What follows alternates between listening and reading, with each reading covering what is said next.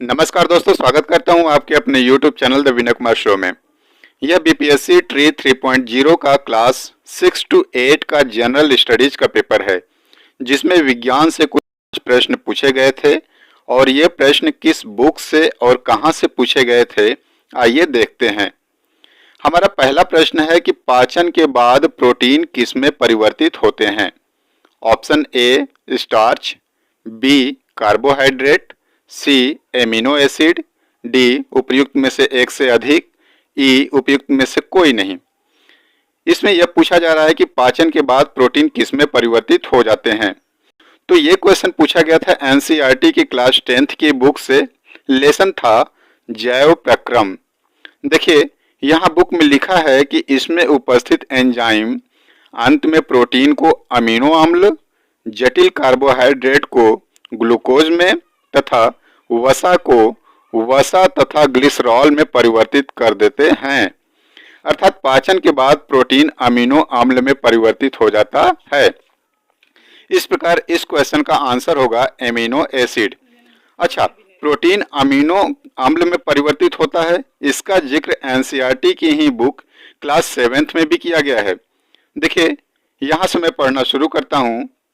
आंशिक रूप से पचा भोजन अब क्षुद्रांत के निचले भाग में पहुंचता है, जहां आंत्र रस पाचन क्रिया को पूर्ण कर देता है। कार्बोहाइड्रेट सरल शर्करा जैसे कि ग्लूकोज में परिवर्तित हो जाते हैं, वसा अम्ल एवं ग्लिसरॉल में तथा प्रोटीन एमिनो अम्ल में परिवर्तित हो जाती है। तो इस प्रकार हम देखते हैं कि इस क्वेश्चन का आंसर होगा एमिनो एसिड। अर्थात पाचन के बाद प्रोटीन एमिनो एसिड में परिवर्तित हो जाता है। इसके बाद क्वेश्चन नंबर 2 है कि क्लोरीन की रासायनिक अभिक्रिया के कारण जब वातावरण में क्लोरोफ्लोरोकार्बन अर्थात CFC निर्मुक्त होते हैं तो निम्नलिखित में से क्या विनष्ट होता है। A ozone molecule, B helium molecule, C beta molecule, D उपयुक्त में से एक से अधिक या ई उपयुक्त में से कोई नहीं। देखिए यह क्वेश्चन पूछा गया था एससीईआरटी की बुक से, अर्थात बिहार बोर्ड की क्लास 8 की बुक से। लेसन है वायु एवं जल प्रदूषण की समस्या। आइए चलते हैं बिहार बोर्ड के क्लास 8 की बुक में, जिसमें लेसन है वायु एवं जल प्रदूषण की समस्या। इसमें यहाँ लिखा है अन्य मानव निर्मित गैसों में क्लोरोफ्लोरोकार्बन है, जिसे CFC कहा जाता है। ये अत्यधिक स्थायी, अज्वलनशील और हानि रहित पदार्थ है।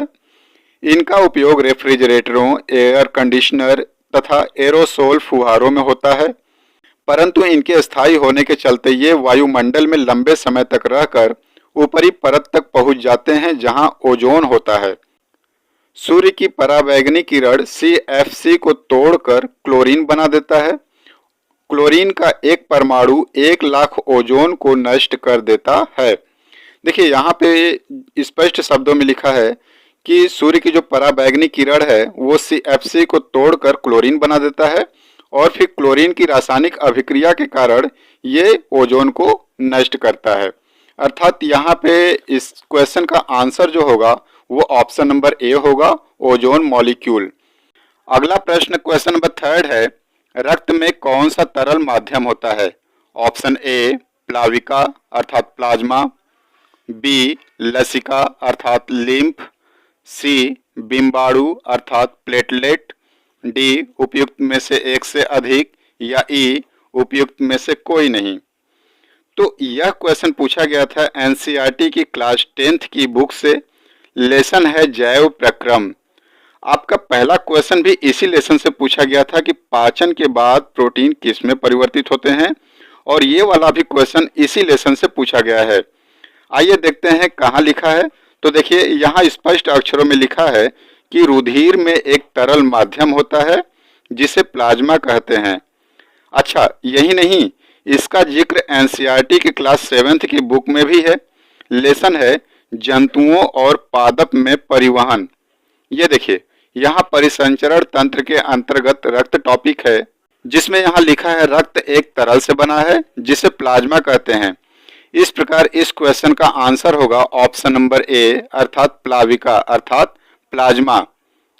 यदि हम प्लाज्मा के बारे में बात करें तो एनसीईआरटी की क्लास 9th में प्लाज्मा के बारे में लिखा है कि रक्त के तरल आधात्री भाग को प्लाज्मा कहते हैं। प्लाज्मा में लाल रक्त कणिकाएं अर्थात आरबीसी, श्वेत रक्त कणिकाएं अर्थात डब्ल्यूबीसी तथा प्लेटलेट्स निलंबित होते हैं। प्लाज्मा में प्रोटीन, नमक तथा हार्मोन भी होते हैं। तो देखिए प्लाज्मा में क्या होता है, तो याद रखिए इसमें प्रोटीन, नमक और हार्मोन भी होते हैं। ओके, इसके बाद आइए चलते हैं क्वेश्चन नंबर 4 पे। और क्वेश्चन नंबर 4 है, इकोसिस्टम में बैक्टीरिया किस रूप में क्रियाशील होते हैं?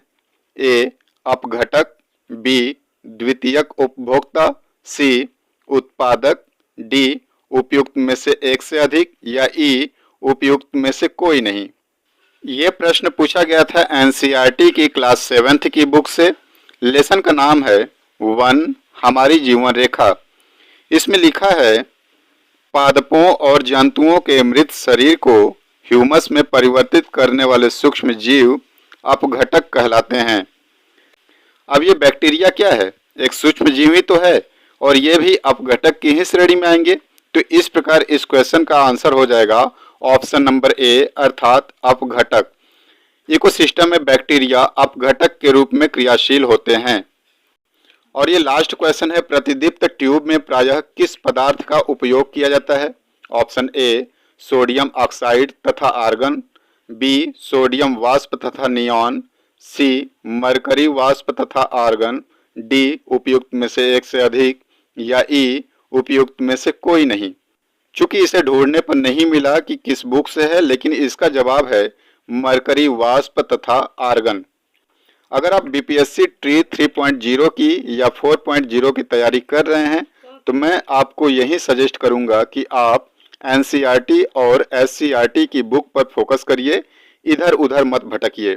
आप भले कक्षा 6 से लेकर 8 तक की परीक्षा की तैयारी कर रहे हैं, लेकिन किताब कक्षा 10 तक का पढ़िए, क्योंकि जिस हिसाब से क्वेश्चन बन रहे हैं वो क्लास 10th तक से बन रहे हैं।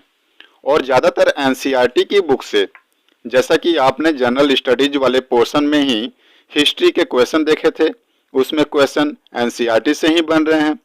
यदि आपने अभी तक वो वीडियो नहीं देखी है तो डिस्क्रिप्शन बॉक्स में दिए गए लिंक पर क्लिक करके वो वीडियो देख सकते हैं और पता कर सकते हैं कि कौन सा प्रश्न कहाँ से पूछा गया था।